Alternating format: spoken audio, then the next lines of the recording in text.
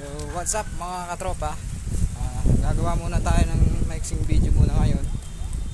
I-update ko lang kayo sa motor natin kung okay na ba siya, kung makukuha na ba siya natin ngayon, kung tapos na ba siya.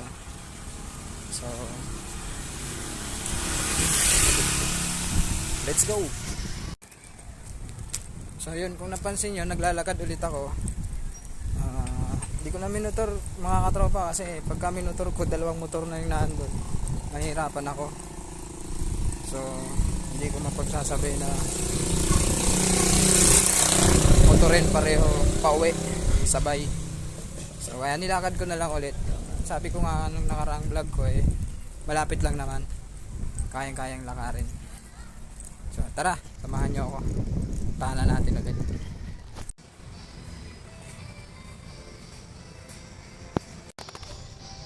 So ayun mga katropa, nakikita nyo talagang backlas lahat. Hindi ko alam kung mabubuo to ngayon, so siguro hindi pa natin makukuha ngayon to.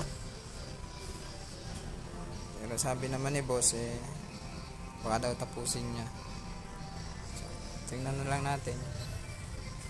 Yun yung chassis niya katropa. Yan, dyan siya in-align.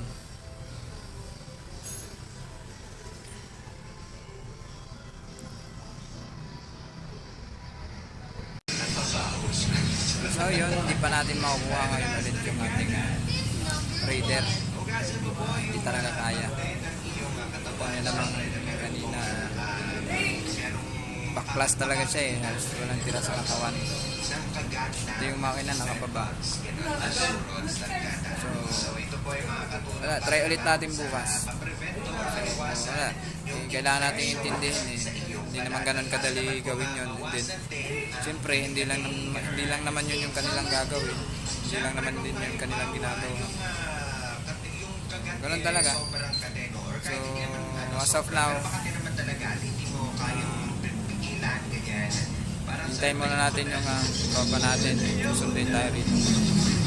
Sinilakad ko lang kanina. Ganun talaga. Siguro bukas okay na yun, kasi kunti na lang and then bubuhin na lang siya, tapos na siya ulit. Try ulit natin bukas. Hapon siguro ulit, after work ulit, kasi bukas ng umaga duty ulit tayo sa trabaho. Pagkagaling nating trabaho, baka dumiretso na ako rito o daan muna ako sa bahay, tapos lakarin ko na lang ulit papunta rito. So yun lamang po ang update ko sa inyo sa ating Raider. So maraming salamat po sa mga hindi pa po nakapag-subscribe dyan.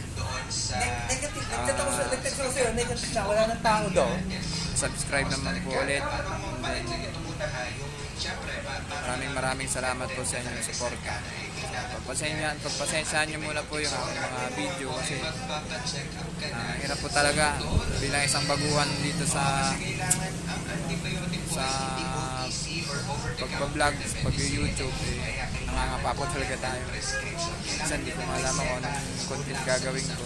Hindi naman po, maraming salamat. Tuloy lang po tayo. Dahil daan lang po natin sa tiyaga. Ganun po talaga.